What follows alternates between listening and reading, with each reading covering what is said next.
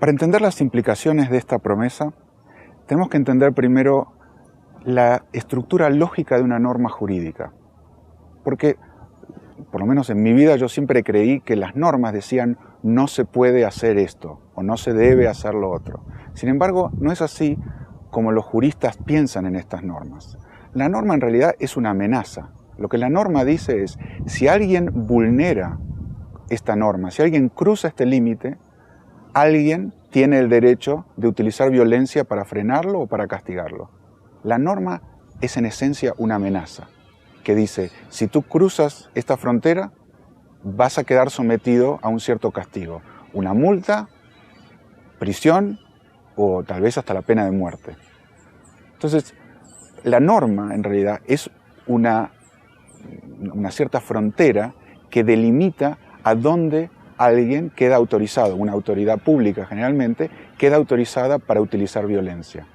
Si ponemos esto con el principio de no agresión, ¿qué significa? Que las únicas normas éticamente congruentes con el principio de no agresión son normas que amenazan con penas a quienes vulneren el derecho a la vida, a la libertad o a la propiedad de otros. Cualquier otra norma sería equivalente a una amenaza, a un uso agresivo de violencia, porque estarían penando o amenazando con punición a alguien que no ha hecho nada que fuera agresivo en sí mismo. Una persona en su acto pacífico quedaría amenazada o sería pasible de castigo por otras personas que consideran que lo que hizo está mal. Ahora, si tú piensas en la forma en que vivimos, en la estructura jurídica de nuestro mundo, la realidad en la que todos actuamos, verás que el 99% de las reglas bajo las cuales existimos no son congruentes con este principio de no agresión. Tomemos, por ejemplo, la situación de muchos estados durante un tiempo pasado en el cual la homosexualidad era penada, ¿no? Tener una relación homosexual era ilegal. ¿Qué significa esto? Bueno, que la policía podía entrar y atacar a esta gente que tenía un amor por alguien de su propio sexo. Ahora, ¿a quién habían atacado estas personas? Siendo homosexuales era un acto voluntario que no vulneraba ni el cuerpo, ni la vida, ni la libertad, ni la propiedad de nadie. Sin embargo, había una amenaza de violencia que decía, si ustedes hacen esto porque a otras personas no les gusta y estas otras personas no están dispuestas a tolerar este acto voluntario, entonces estas otras personas les van a imponer un castigo que puede llegar desde, como dije, una multa, y si ustedes se resisten a la multa, a la prisión, y si se resisten a la prisión, a que el poder de policía utilice fuerza letal, matándolos.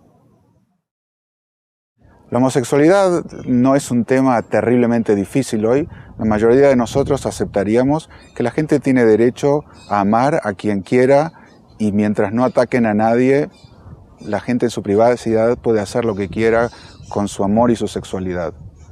Pero hablando del dominio del cuerpo y el permiso de utilizar mi cuerpo como mi propiedad, un tema muchísimo más controversial es el tema de las drogas.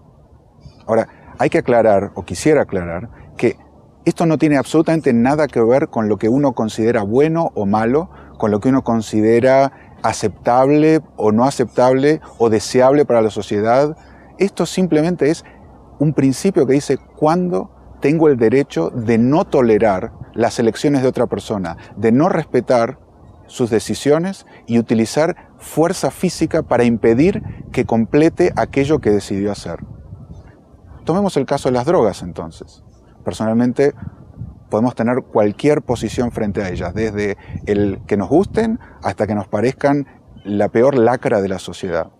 Pero este principio lo que dice es, mientras alguien solamente consuma una sustancia en la privacidad de su cuerpo, nadie tiene derecho a impedírselo. Nadie tiene el derecho ético de utilizar violencia para castigarlo.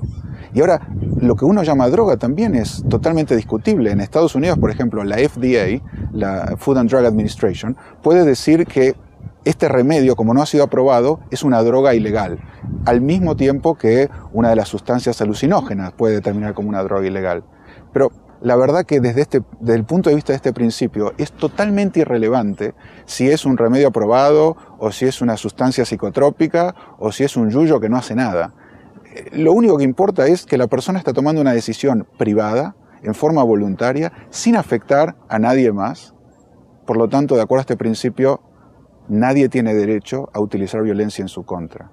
Entonces empieza a pensar, si tú prometes vivir de acuerdo a este principio, no solo no puedes utilizar la fuerza tú, tampoco podrías votar por un gobierno que apoye la lucha contra las drogas, porque eso estarías dando tu autorización, tu condonación y tu asociación con una persona que está diciendo explícitamente que va a iniciar actos de violencia contra gente que no ha hecho nada para atacar a sus semejantes.